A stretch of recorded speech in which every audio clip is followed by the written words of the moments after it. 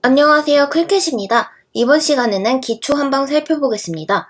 한방간호 같은 경우는 키워드만 잘 찾아내면 쉽게 풀 수 있는데요. 너무 시간을 많이 쏟지 마시고 문제도 한두 문제만 나오기 때문에 시간이 남을 때 간단하게 공부를 훑어보는 정도로만 끝내셨으면 좋겠습니다. 먼저 한방간호의 대표적인 키워드 알려드릴게요. 자연이에요. 뭔가 병의 원인은 자연에서 찾고 인간과 자연이 서로 조화롭게 지내고 다 연관이 돼 있고 유기적으로 연결돼 있는 통일체다. 그래서 종합적으로 전체적으로 관찰해야 된다. 이런 내용이 한방간호의 주요한 내용입니다. 그래서 문제의 보기 중에 자연, 연관, 유기적인 거, 통일체, 종합적, 전체적 이런 내용이 나왔다면 다 한방간호의 정답으로 봐주시면 됩니다. 반면에 뭔가 독립된 기관이다, 협력을 해야 되는 협력체다 이런 내용이 나오면 틀려요. 이런 내용은 양방의 개념입니다. 양방 같은 경우는 위가 아파요. 그러면 이 위에 아픈 부위만 절제하고 끝내면 돼요. 왜냐면 따로 떨어져 있기 때문에 연관이 안 돼 있거든요. 하지만 한방 같은 경우는 위가 아파? 왜 아파? 심장에서 기운이 안 돌아서 그래서 위한테도 영향을 준 거야. 이런 식으로 종합적이고 전체적으로 연결되어 있다. 이렇게 접근을 하고 있어요. 그러다 보니 치료법 또한 자연에 순응하고 스트레스 받지 말고 그냥 편안하게 지내면 병이 안 생깁니다. 그리고 음식도 몸에 좋은 자연에서 온 건강한 음식을 적절하게 먹고 과식 안 하고 규칙적으로 잘 자고 먹고 이렇게 생활을 한다면 병에 걸리지 않고 오래오래 산다. 이런 내용을 강조하고 있죠. 다음은 한방간호에서 상식 문제로 나올 수 있는 단답형 문제 찝어드릴게요. 황제내경은 한의학 최고의 의서라고 봐주시면 됩니다. 최고의 의서다 보니 단답형 문제로 물어보기 딱 좋죠. 신농본초경은 신농이란 사람이 약초에 관한 책을 썼다. 이렇게 봐주시면 되고요. 화타 유명하잖아요. 한의학에서 유명한 명의입니다.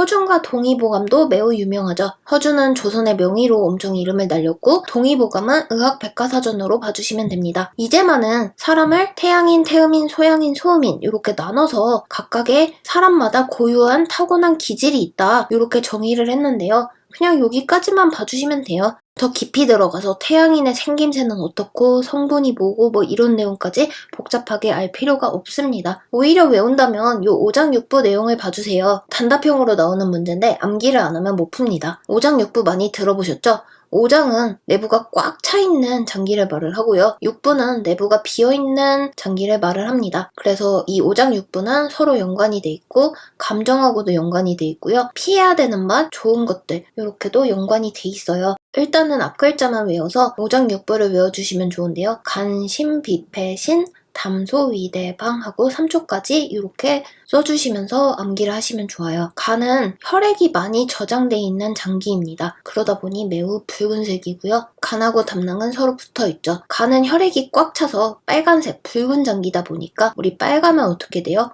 화날 때 빨간색으로 표현하죠. 그리고 매운맛도 빨간색으로 많이 표현을 합니다. 그래서 매운맛은 간한테 안 좋은 거죠. 심장이랑 소장이랑 연결돼 있어요. 우리 심장은 하트로 표현합니다. 이 기쁜 마음을 하트에 가득 담았어요. 우리 열불 난다고 하잖아요. 그러다 보니 심장은 더운 걸 피해줘야 됩니다. 그리고 짠맛은 고혈압을 유발하죠. 그래서 이 짠맛은 고혈압을 유발하기 때문에 심장이랑도 피해줘야 되는 거죠. 그래서 짠맛은 심장한테 안 좋다. 피해줘야 된다. 이렇게 이해를 해주시고요. 비장하고 위랑 연결되어 있습니다. 우리 스트레스 받으면 위염이 많이 생긴다고 하잖아요. 생각이 많아요. 스트레스가 많아요. 위한테 영향을 많이 줍니다. 그리고 위에는 위산이 많이 나와요. 가뜩이나 산이 많은데 신맛을 더해줄 이유가 없겠죠. 그래서 신맛은 피해줘야 되고요. 폐랑 대장은 슬픔이랑 연결되어 있습니다. 우리 추우면 감기 걸리고 호흡기계 질환 걸리잖아요. 그래서 이 추위는 폐한테 안 좋고요. 대장은 똥맛이죠. 짠맛도 피해줘야 됩니다. 신장은 방광이랑 연결돼 있고 우리 무서우면 오줌 지린다고 하잖아요. 그래서 공포도 이렇게 연결되어 있습니다. 방광이랑 연결시켜주고요. 그리고 당뇨병, 뇌에 포도당 같이 당분이 나오는 거죠. 그래서 이 단맛은 피해줘야 됩니다. 신장, 방광에 안 좋아요. 당뇨병 이렇게 연상해서 외우시면 좋을 것 같습니다. 이렇게 연상해서 외워도 좋지만 시간이 오래 걸릴 것 같다 한다면 간신, 비패신, 담소, 위대방 3초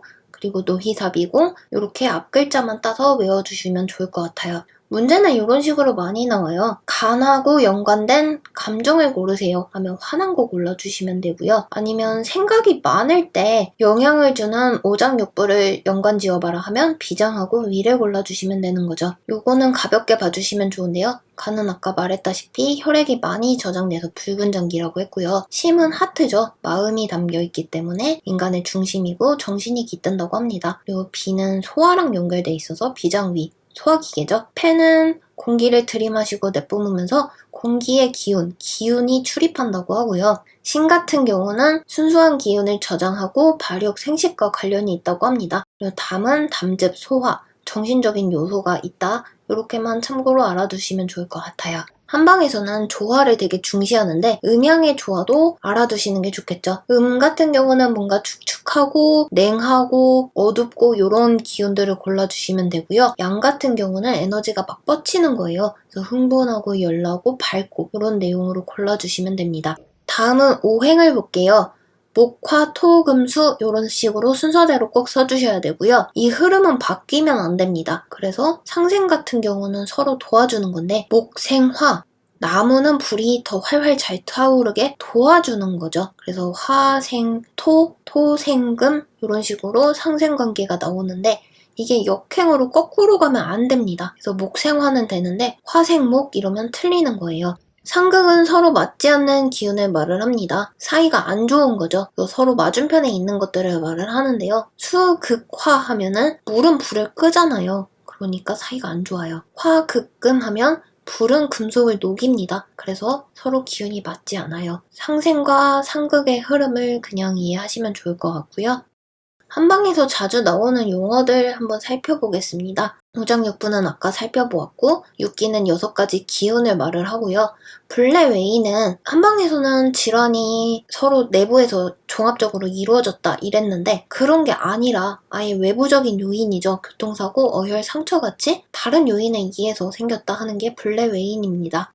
백회혈 알아두시면 좋은데요. 100가지 혈자리가 모였다는 뜻인데 그만큼 응급시 사용되는 구급 혈자리로 봐주시면 됩니다. 우리 어혈 푼다고 하잖아요. 뭉친 노폐물을 빼주고 풀어준다 이렇게 봐주시면 되고요. 한방에서는 명현현상이라고 많이 나오는데요. 한방 치료 후에 의도하지 않게 어지럽고 오히려 역효과가 나는 것 같고 약 때문에 힘든 증상을 명현현상이라고 합니다. 한방에서 쓰는 여러가지 치료 원리인데요. 한법은 땀을 내는 거고요. 토법은 말 그대로 토하는 거죠. 화재 쓴다고 하잖아요. 설사 유발하는 거고 화법은 서로 조화롭게 화해시키는 거, 온법은 따뜻하게 온기 주는 거, 청법은 해열제, 열을 내리는 거, 소법은 버리는 거죠. 기혈단 뭉친 거 풀어서 버리는 거, 보법은 허약한 부분을 보충해주는 이런 치료법으로 봐주시면 됩니다. 다음은 한방에서 진단을 어떻게 하는지 볼게요. 이 부분은 양방하고 비교해서 연관되는 문제가 나올 수도 있는데요. 망지는 환자를 그냥 관찰하는 거예요. 양방으로 치면 시진이랑 똑같은 거죠. 눈으로 보는 거. 문지는 2개가 있어요. 하나는 귀자가 있고 하나는 입구자가 있는데요. 귀자가 있는 거는 귀가 있다 보니 듣는 거죠. 청진을 해서 기침 소리를 듣는 겁니다. 문제는 물어보는 거예요. 이 증상이 언제부터 시작됐나요? 얼마나 아프신가요? 하고 물어보는 거죠. 절진은 맥을 짚는 건데요. 양방으로 치면 일종의 촉진으로 봐주시면 비슷할 것 같아요. 한방의 환경은 양방이랑 비슷합니다. 환기를 시키되 바람이 환자한테 직접적으로 닿지 않게 조심해주고요. 온도는 18에서 20도씨, 습도도 50에서 70도, 그냥 일반적인 습도예요. 또 집에만 눌러있기보다는 가볍게 운동도 해주고 열병이나 쇠약한 환자는 안정이 필요하다, 이런 당연한 내용이죠. 다음은 약을 다리는 방법을 보겠습니다. 약은 질그릇이나 질 항아리에다가 담는데요. 철이나 구리 냄비를 쓰지 않아요. 왜냐면 화학적으로 약 성분이 변화할 수 있기 때문입니다.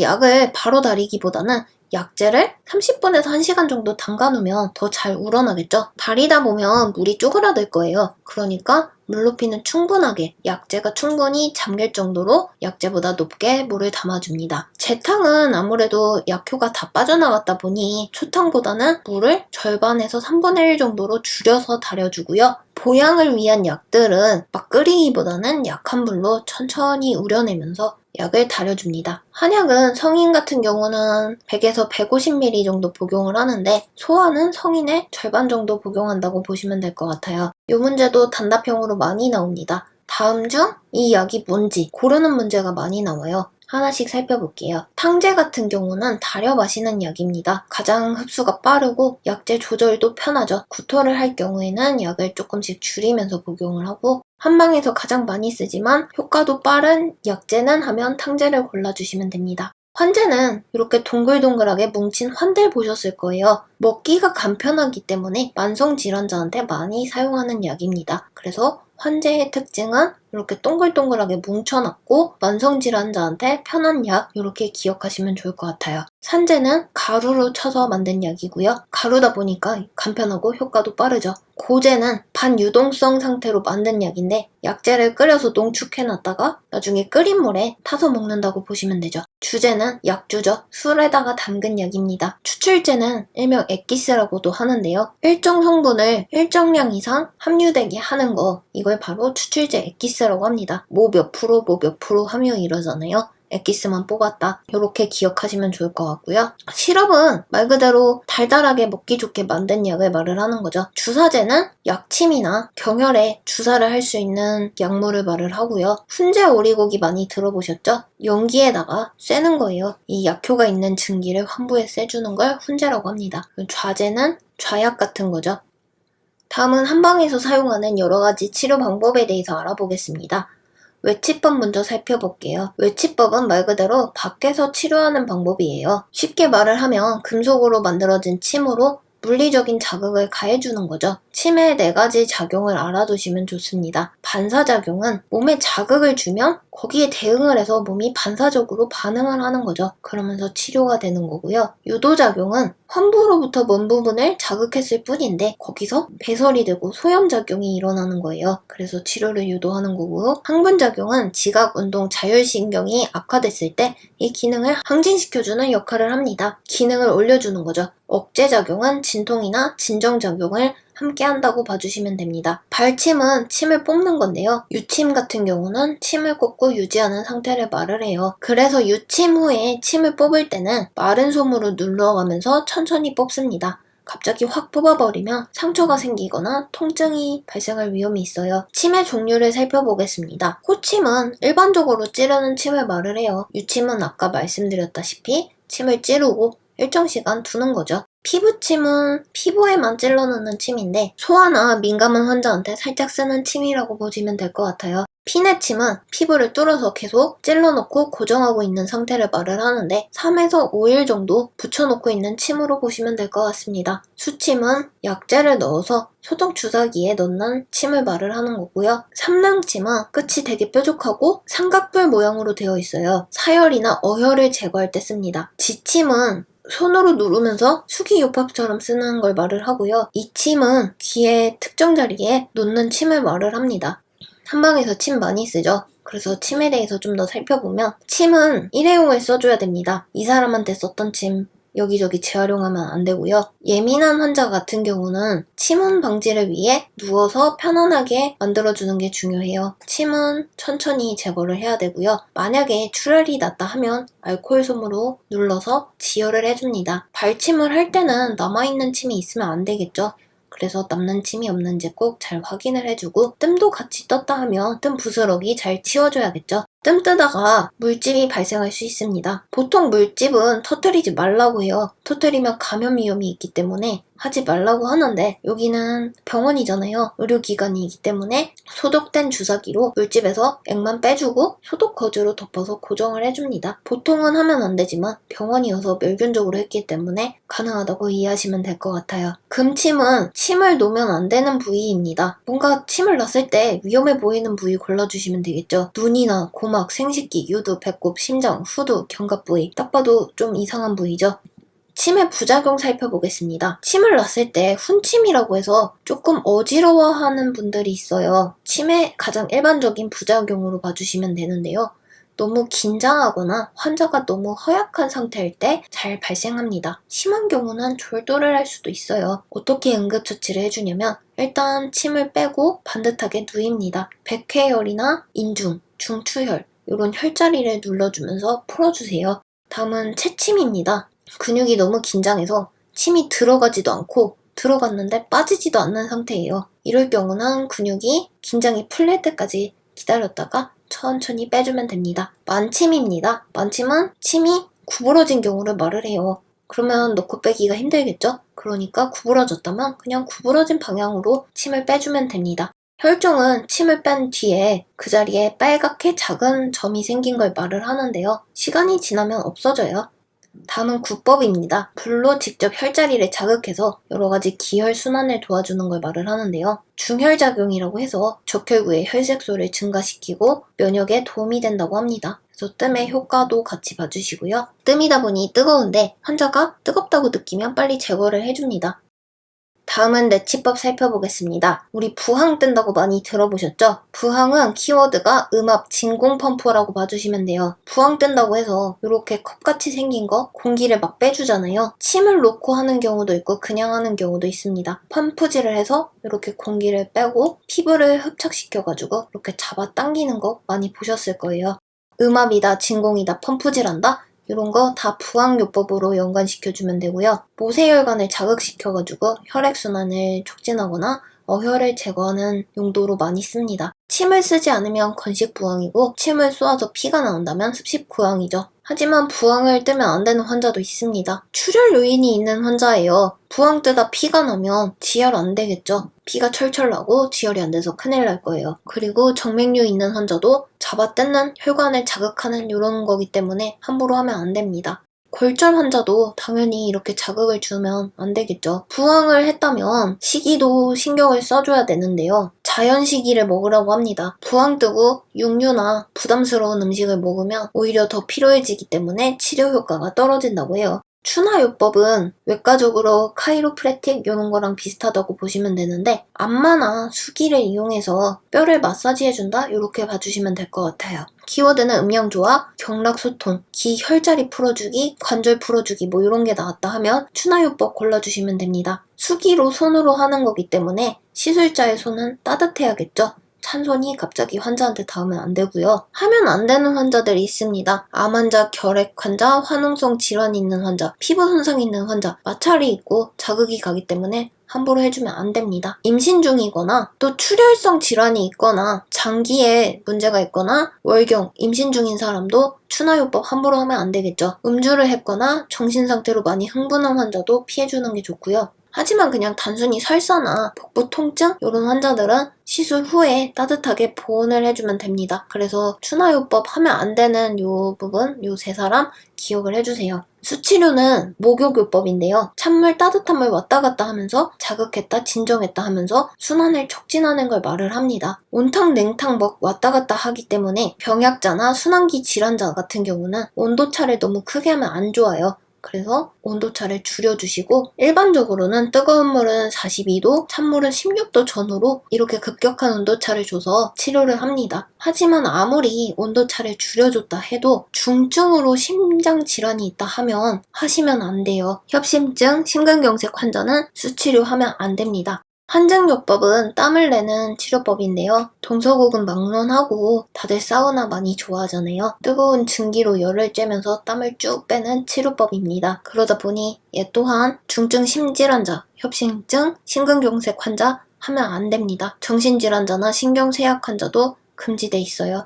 다음은 한약 복용법 살펴볼게요. 보통은 식전이나 공복에 하루 3번 정도 복용을 하는데요. 그 이유는 약하고 음식하고 같이 섞여서 들어가지 않게 하려고 그래요. 나이가 많거나 너무 어리거나 허약 체질인 경우는 약의 분량을 줄여주고 대신에 좀 더 자주 먹게끔 조절을 해주고요. 강하고 독성이 있는 약이라면 조금씩만 먹다가 적응됐다 하면 분량을 늘려가는 게 좋습니다. 고제나 방고제의 약은 끓인 물에 타서 복용을 하시는 게 좋고요. 환제나 산제 같은 경우는 온수랑 같이 먹으면 좋습니다. 하지만 약의 특성에 따라 먹는 시기가 다를 수도 있는데요. 보통은 식전 공복에 먹긴 하지만 위장에 자극을 주는 약이라면 밥을 먹고 먹는 게 좋겠죠. 윤장통병 구충제 같은 경우는 취침 전에 복용을 하고요. 그래야 밤 동안 작용을 해서 아침에 효과를 볼 수 있겠죠. 만성질환자는 환제나 산제, 고제 뭐 이런 걸 복용하겠지만 일정한 시간에 맞춰서 복용을 합니다. 급성질환 같은 경우는 딱히 정해진 시간은 없어요. 그냥 빨리 먹는 게 좋겠죠. 마음을 편안하게 해주는 약은 취침 전에 복용하면 좋고 조경제는 외경 전에 먹는 게 좋습니다. 한방 같은 경우는 주요한 키워드만 알면 누구나 다 쉽게 푸실 수 있고 어려운 문제가 나오지 않아요. 그러니까 너무 시간을 빼지 마시고 마음 편하게 공부를 하셨으면 좋겠습니다.